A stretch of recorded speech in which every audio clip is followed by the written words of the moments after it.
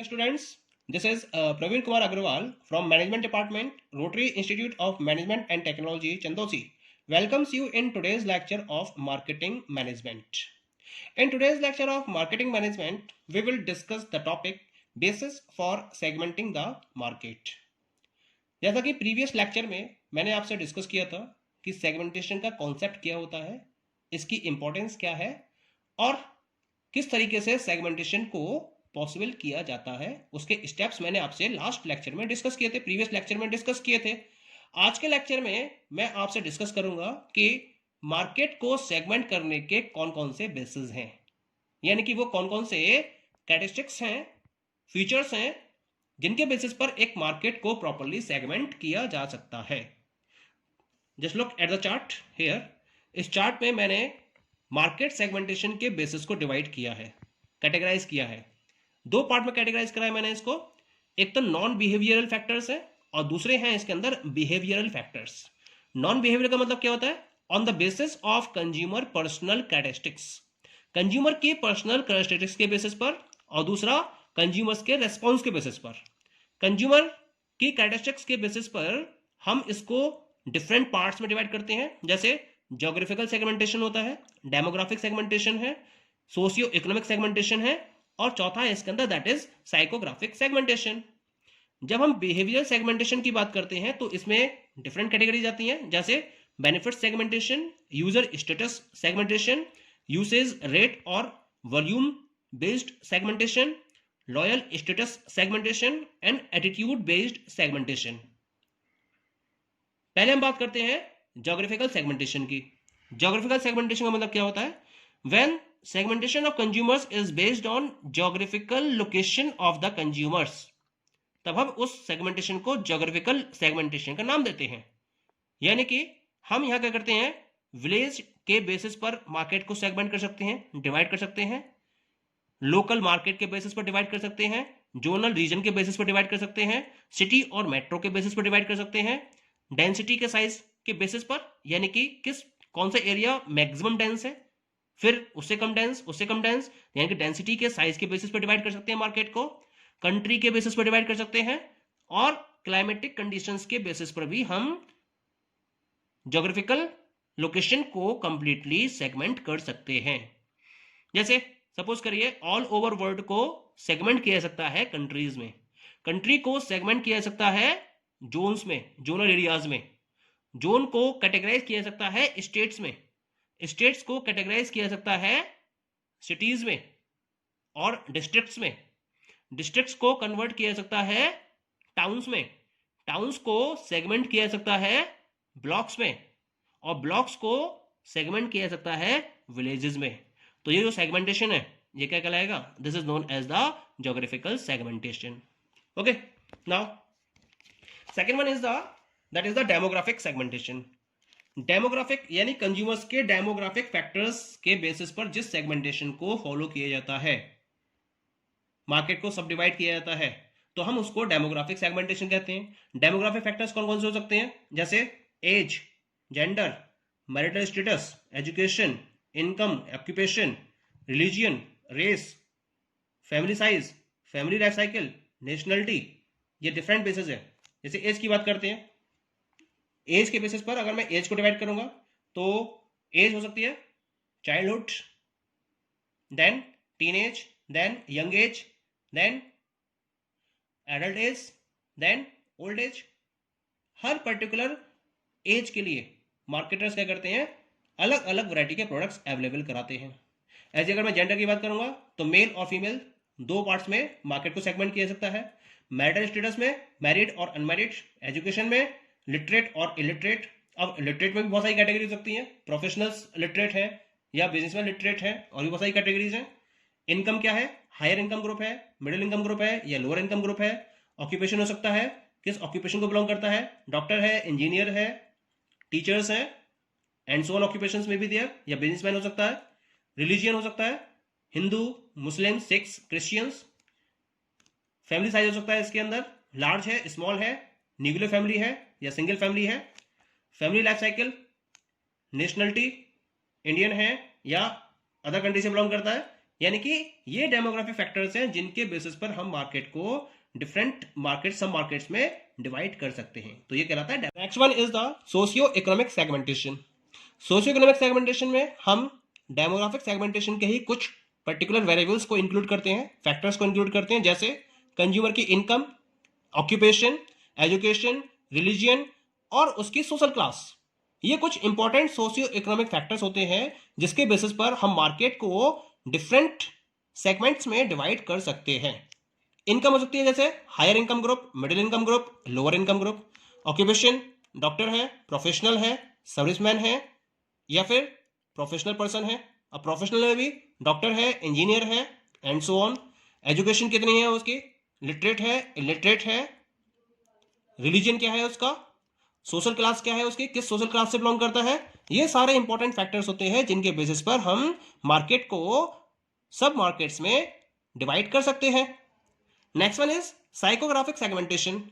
Psychographic segmentation implies segmenting a given market using different factors like psychological, sociological, anthropological as well as self concept and lifestyle।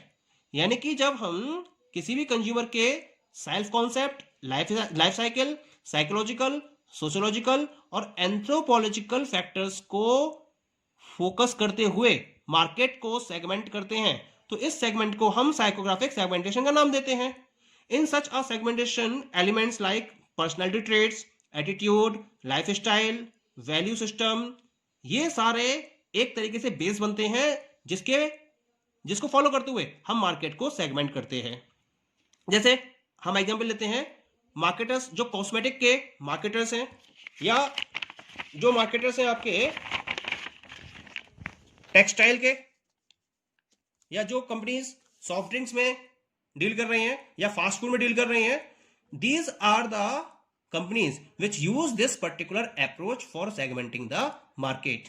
इसके साथ साथ जो two wheelers companies हैं या passenger car manufacturing companies हैं, वो भी क्या करती हैं, वो पर्सनालिटी ट्रेट्स को फॉलो करते हुए अपने मार्केट को सेगमेंट करती हैं। जैसे हम बात करते हैं टाइटन वॉचेस की, तो टाइटन वॉचेस ने क्या करा था, अपना एक ब्रांड लॉन्च किया था, that was the Fastrack brand.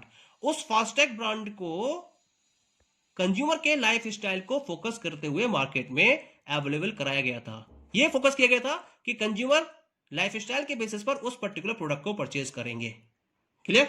Now come to the next one, this is the behavioural segmentation. ये सेकंड टाइप का हो गया, फर्स्ट था आपका नॉन बिहेवियरल सेगमेंटेशन। अब हम बात करते हैं बिहेवियरल सेगमेंटेशन की।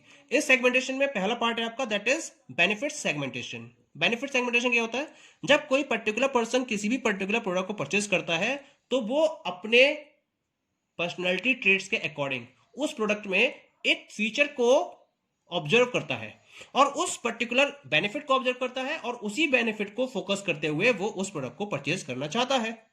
तब हम ऐसे सेगमेंटेशन को बेनिफिट सेगमेंटेशन का नाम देते हैं। जैसे एक एग्जांपल लेके चलते हैं, people prefer different cars as they seek different benefits. हमने देखा होगा कि different variety of cars market में अवेलेबल है। क्यों अवेलेबल है? क्योंकि हर पर्टिकुलर पर्सन क्या करता है, एक डिफरेंट बेनिफिट देखता है प्रोडक्ट के अंदर या कार के अंदर। जैसे कुछ क्या करते हैं, some of the persons are looking for the quality in the product, और क्वालिटी को फोकस करते हुए वो क्या करते हैं, वो they are not having the value of money. In that case they can purchase the product with quality at any price. तो यहां पर कंपनी क्या करती है, यहां कंपनी मैक्सिमम प्राइस के साथ में क्वालिटी को फोकस करते हुए अपनी कार्स को प्रोड्यूस करती है। जैसे मर्सिडीज बेंज, एक एग्जांपल लेके चलते हैं, मर्सिडीज बेंज है या BMW है, ये जो कार मैन्युफैक्चरिंग कंपनीज हैं, ये अपने प्रोडक्ट में क्वालिटी को फोकस करती हैं। इनके प्राइस बहुत हाई लेवल पर होते हैं, लेकिन इस बेनिफिट को देखने वाले कस्टमर्स प्राइस से कॉम्प्रोमाइज नहीं करते हैं, वो केवल क्वालिटी के बेसिस पर प्रोडक्ट को परचेज करते हैं। ऐसे ही service, some of the persons are looking for the service. उन्हें सर्विस से मतलब होता है कि प्रोडक्ट को परचेज करते समय जब वो कार्ड परचेज कर रहे हैं तो उसके साथ में क्या सर्विस कंपनी की तरफ से प्रोवाइड की जा रही है। कुछ लोग ये देखते हैं कि इकोनॉमी की कार उनके बजट में होनी चाहिए, वो एक बजट मेंटेन करके चलते हैं कि 2.5 लाख की या 3 लाख की या 4 लाख की या 5 लाख की ये गाड़ी होनी चाहिए, उनकी रेंज में होनी चाहिए, तो वो इकोनॉमी को फोकस करते हुए प्रोडक्ट्स को परचेज करते हैं। कुछ स्पेशल फीचर के बेसिस पर प्रोडक्ट को परचेज करते हैं, या कोई ना कोई स्पेशल फीचर होता है कार के अंदर, उसको देखते हुए वो उस प्रोडक्ट को परचेज करते हैं। जैसे कार का माइलेज बहुत अच्छा है तो वो उस प्रोडक्ट को परचेज करेंगे। तो इस तरीके से जब कंज्यूमर्स बेनिफिट्स को देखते हुए किसी पर्टिकुलर प्रोडक्ट को परचेज करते हैं तो वो बेनिफिट सेगमेंटेशन के बेसिस पर मार्केट सेगमेंट किया जाता है। Clear? Next one is the user status. User जो भी उस प्रोडक्ट को यूज करने वाले हैं उनके स्टेटस के बेसिस पर भी हम मार्केट को सेगमेंट कर सकते हैं। जैसे एक प्रोडक्ट के रेफरेंस में 3 टाइप के यूजर्स यहां हम काउंट कर सकते हैं, heavy users, medium users and light users. Heavy users का मतलब जो बहुत ज्यादा क्वांटिटी प्रोडक्ट की परचेज करते हैं, बहुत हैवी लेवल पर उसको परचेज करते हैं। मीडियम का मतलब मीडियम लेवल पर उसकी परचेजिंग फॉलो करते हैं। और लाइट का मतलब कभी कभी उसको परचेज करते हैं।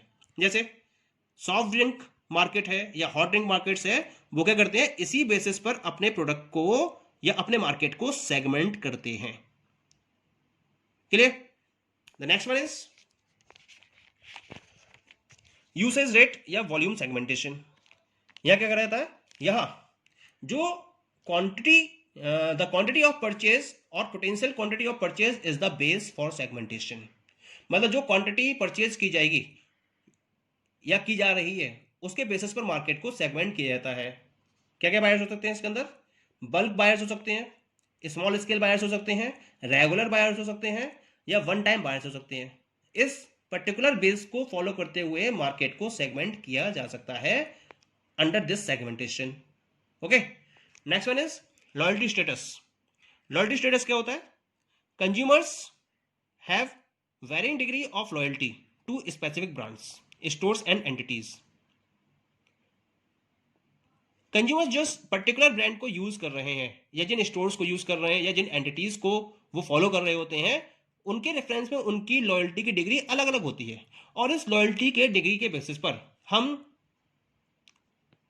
मार्केट को इन 4 सब मार्केट्स में डिवाइड कर सकते हैं। पहला है हार्ड कोर लॉयल्स।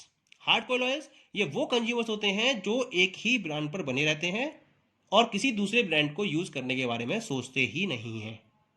दूसरा है स्प्लिट और सॉफ्ट कोर लॉयल्स। ये वो बायर्स होते हैं जो 2 या 3 ब्रांड्स पर स्विच करते रहते हैं। Next one is shifting loyals. Shifting loyals क्या होते हैं? ये 3 से ज्यादा ब्रांड्स पर शिफ्ट होते रहते हैं, उनकी लॉयल्टी शिफ्ट होती रहती है।